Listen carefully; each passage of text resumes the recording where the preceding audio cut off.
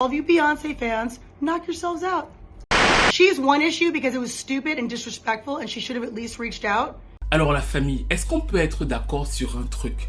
Si vous marchez dans la rue, vous tombez sur une chanteuse de R&B des années 2000 qui a plus ou moins abandonné le game, qui est là dans sa petite ferme, elle s'occupe de ses poulets, elle fait grandir ses tomates, ses courgettes. Et vous vous rappelez en plus qu'elle s'appelle Kelis, on en a parlé, son caractère et tout. Et qu'elle vous insulte par exemple, c'est-à-dire que vous êtes en train de marcher, vous passez à côté de son champ, elle vous dit sale fils de pute, pour rien comme ça. On est d'accord que vous allez vous excuser, vous allez lui dire pardon tantine, désolé, vous allez continuer votre route. Même si vous ne lui avez rien fait, on évite les problèmes. Vous vous rappelez dans ma dernière vidéo quand je parlais de Kelis, j'avais peur qu'elle me frappe alors que je ne disais rien de mal sur elle. Sa carrière se résume au Neptune, parce que si je dis ça là, elle va venir me frapper. Parce que vous connaissez le caractère de Kelis. Ça là, les règles strictes de base de la communication dans la zone R&B, la Beehive ne connaît pas. Et c'est pour ça que Kelis a dû remettre les pendules à l'heure de façon assez virulente et qu'elle fait le buzz fâché, énervé en pleine sortie de l'album de Beyoncé Renaissance sur lequel elle est samplée sur la chanson Energy.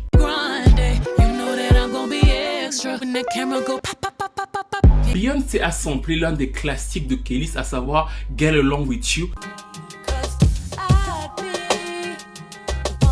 Et Kelis, qui a découvert ça dans la soirée de jeudi, l'a tout de suite accusé de voleuse sans âme. Le commentaire a commencé à faire le buzz un peu partout par écrit et d'un coup la Beehive s'est énervée. D'ailleurs dans mes propres messages, parce que j'avais mis le commentaire de Kelis en story, ils ont commencé à m'insulter moi, simplement pour avoir mis le post dans ma story. Donc ils sont allés l'incendier, elle, comment elle a pu dire que la reine était une voleuse qui manquait d'âme, surtout, et c'est là la partie assez intéressante de l'histoire, que Kelis est crédité sur la chanson. Donc ils lui ont dit la reine t'a crédité sur la chanson, tu n'es qu'une jalouse, de quoi tu te plains? Et c'est donc là que Kelis a décidé d'arrêter de s'occuper de ses poulets, de ses courgettes qu'elle élève là-bas dans sa ferme et de prendre sa caméra. Alors j'ai déjà fait une vidéo sur Kelis où j'étais déjà revenu sur pas mal de ces points là, mais pour bien comprendre l'histoire, il faut se souvenir que Kelis occupait un espace très particulier sur la scène R&B de la fin des années 90 jusqu'à la fin des années 2010. Et notamment le lancement de Kelis est très important pour la musique R&B hip-hop et surtout pour les Neptunes, parce qu'effectivement avant les Neptunes vont faire pas mal de choses, mais l'album Kaleidoscope de Kelis va les propulser en termes d'image, ça va leur définir une identité sonore. Pharrell et Chad vont avoir accès à une presse totalement hype suite au gros succès critique de cet album là, et de l'autre côté ça ne va pas se vendre de façon extraordinaire pour Kelis, c'est-à-dire qu'elle va vendre environ 300 000 exemplaires. Belle entrée en matière pour elle en tant que nouvelle chanteuse, mais elle ne va pas totalement bénéficier de ce qui avait été impulsé au niveau du son sur la scène urbaine dans sa carrière à elle. Et surtout ça fait des années qu'elle explique que sur les 2 projets et demi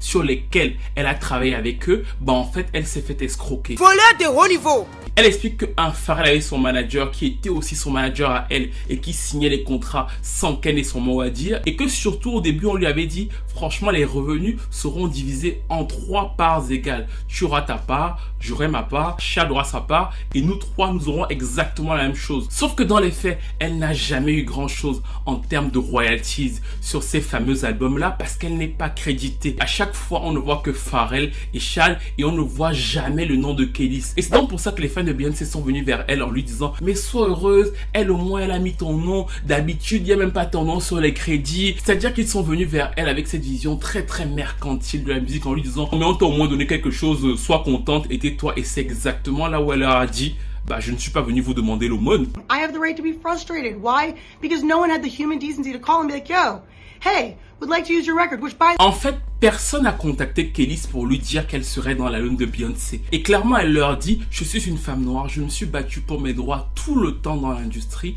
Je veux que si vous utilisiez ma chanson, même si effectivement, parce qu'elle précise, même si vous allez l'utiliser et que je n'ai pas mon mot à dire, j'aimerais qu'on me contacte parce que c'est mon art qui est utilisé. » Et que beaucoup de gens dans l'industrie, y compris donc Beyoncé, savent très bien qu'à l'époque, on a signé plus ou moins des contrats. C'est chelou. Et que donc de fait la décence, ce n'est pas de me créditer et je découvre là comme ça que je suis dans un album, c'est de m'appeler, de me demander, de me parler, de me respecter. Et là je donne mon autorisation. Les fans de Beyoncé qui ne connaissaient pas ce genre de colère, qui sont pourtant très célèbres du personnage de Kelis, ont continué à lui dire qu'elle était jalouse. Et elle a répondu que c'était la chose la plus bête et ignorante qu'elle ait jamais entendue. Jalouse d'une personne qui sample ma chanson. All of you Beyoncé fans, knock yourselves out. It's not about me being jealous of someone using my song. That's the dumbest, most ignorant thing I've ever heard. Like... Franchement, c'était du grand Kelis. Avant de terminer en pointant l'hypocrisie à la fois de Beyoncé et celle de Pharrell parce qu'effectivement l'an dernier, vous en souvenez, il a fait plusieurs interviews où il disait que les artistes auraient dû posséder leurs droits, posséder leur master et ce genre de choses. Et elle dit qu'il dit ça devant les caméras alors que lui, il a escroqué, qu'il a certainement escroqué plein d'autres artistes. Et elle va même encore plus loin. Elle dit que Pharrell n'a jamais écrit une seule ligne de toute sa carrière. And he has writing credits on my records, okay, all my singles coincidentally, and he never wrote a song, a lyric a day in his life, okay. Et elle pointe aussi l'hypocrisie de Beyoncé qui prône le black power, la sororité, les filles entre elles, et qui finalement ne le vit pas en réalité parce qu'elle est incapable d'appeler une consoeur à elle qu'elle a rencontrée, qu'elle connaît, pour pouvoir lui dire, l'informer simplement, la respecter en gros, qu'elle voudrait sampler sa chanson. All of the stuff she sings about, all this empowerment and stuff, I don't talk about it, I am about it, okay? All of this female empowerment stuff, it only counts if you really do it. Don't just talk the talk. It's real cute and fun to sing all these girls' songs. Like, come on now. Parce qu'il faut aussi voir les choses dans l'autre sens. Imaginez si elle n'avait pas été créditée. Et c'est exactement ce qu'elle leur dit en fait.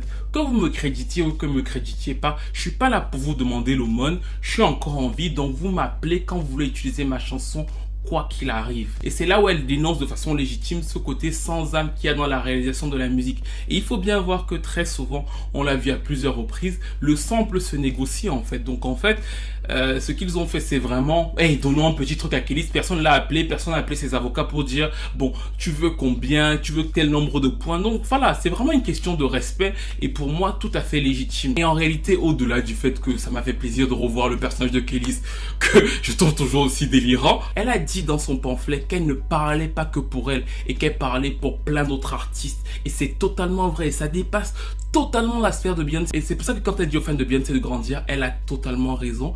Le schéma dépasse totalement l'histoire dont elle parle. Et d'ailleurs, même si on ne devait rester que sur son histoire à elle, pour moi, le fait qu'on l'ait crédité, c'est la preuve qu'elle n'est pas folle en fait. Parce que pendant très longtemps, Pharrell a essayé de faire passer Kelis pour une totale folle et tout. Et comme elle a son caractère, souvent effectivement, même moi j'ai douté sur le fait qu'elle avait écrit les chansons.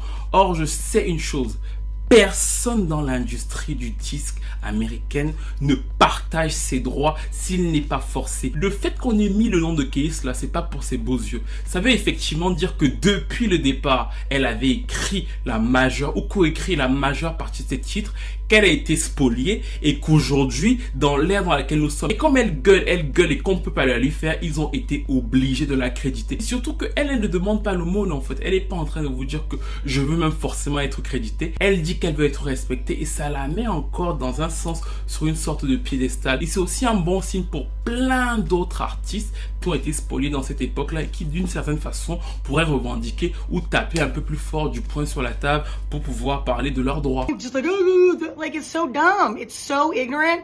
Bref, c'était une petite session de boxe assez rapide pour Kelis et tout de suite après, ses fans ont capté qu'elle était chaude et bien sûr, certains ont ressorti l'événement Rihanna en disant que j'ai l'impression que Rihanna a vraiment copié Kelis, ce à quoi elle a répondu: occupons-nous d'un seul dossier à la fois, on ne va pas rouvrir la boîte de Pandore aujourd'hui parce qu'effectivement, c'est plus ou moins de notoriété publique. Je l'avais déjà expliqué dans la vidéo sur sa carrière, mais la fameuse ère Good Girl Gone Bad de Kelis est totalement copié au niveau de l'imagerie de la fameuse ère Kelis Wazir de Kelis en fait. C'est assez connu dans le game, ils se sont totalement inspirés de ce qu'elle avait voulu incarner dans sa rébellion contre le game pour pouvoir appliquer la même chose à Rihanna et c'est quelque chose qui n'est jamais totalement bien passé chez elle et d'ailleurs elle pense aussi que Gaga l'avait honteusement copié à l'époque et qu'on ne lui reconnaît pas ce genre de choses parce que c'est une femme noire.